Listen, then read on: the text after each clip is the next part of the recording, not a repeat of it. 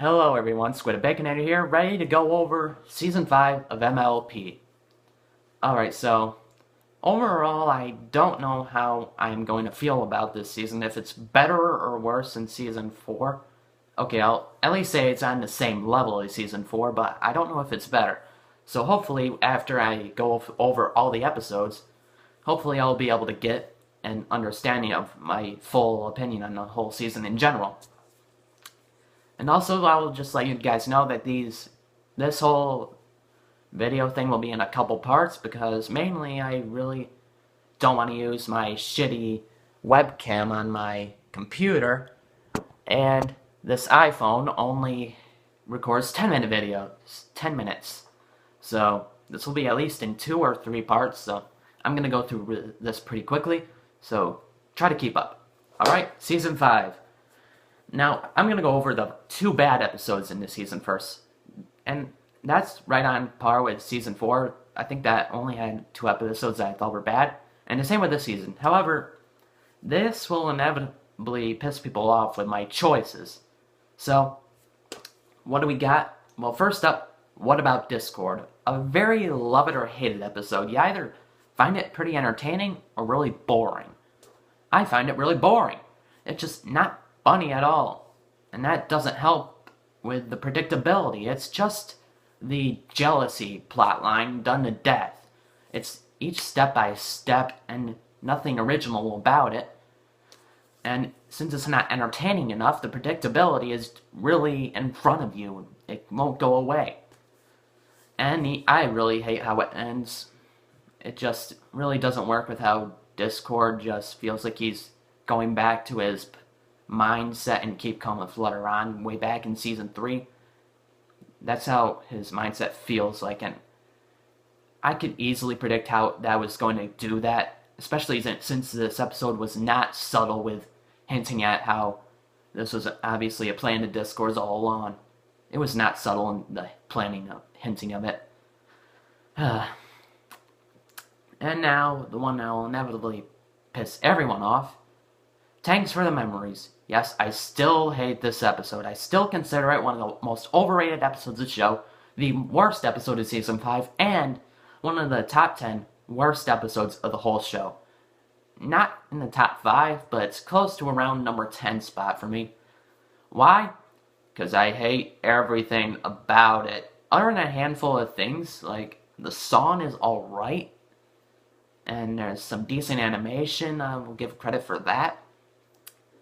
But everything else I just really don't like. And this is all across the board, from characters to story to plot to humor to moral to all the metaphors and stuff. None of it works. It just... If I try to explain everything I had wrong with this episode, then I'd be here for a half hour easily. And I just really don't want to go over this episode again. I've said a lot to other people about it, and I'm burnt out with trying to say my opinion, bad opinion on it, negatively. So maybe I'll put a DeviantArt journal on why I think it's bad up in the future, with all the reasons listed. But not now, I just want to ignore this episode. Okay, so next up, try to bounce back from that negativity, and let's get to some meh episodes. Some that do have a lot. Some of them are good in some areas, and then other parts of the episodes just don't work. That prevent me from calling them good. So, Appaloosa's Most Wanted is pretty self-explanatory. Let's see. I don't know what to say about this episode. There's not really much to say. It's not very entertaining. The adult characters are terrible. Troubleshoes is pretty good, and does bring up a decent concept about cutie marks, and the moral is alright. And, it's just there. It's not very entertaining, yet only a few of the jokes work. Whatever. Alright, Princess Spike. Yeah, I don't think this episode is bad, unlike most other people. Granted, it's pretty close to being bad, but there are some parts that I do like. Like, the setup to everything is pretty good.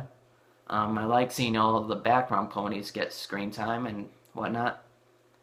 And there are a couple good jokes in it. But pretty much take all the complaints that everybody has with the episode and some of the positive things people have about the episode, mix it together, and you get my opinion. I'm just in the middle.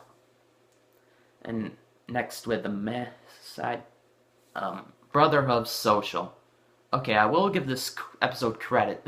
Definitely the beginning part of it and the ending are fantastic. It really has a perfect ending to everything, the whole setup of it, but it's just the middle part of the whole social thing where Big Mac is cross-dressing is really cringeworthy for me. It is very hard for me to watch. I guess some people will find this really funny, but I just don't. This episode feels like the Season 5's Hearts and Hooves Day. You're either going to find it really funny and good, or you're going to find it really cringeworthy.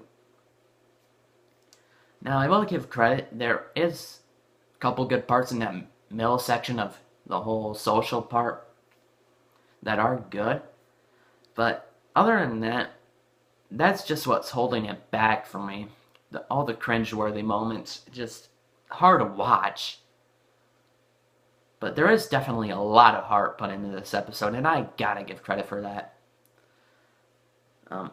Next up, Heartbreakers, the Heartwarming Eve type episode.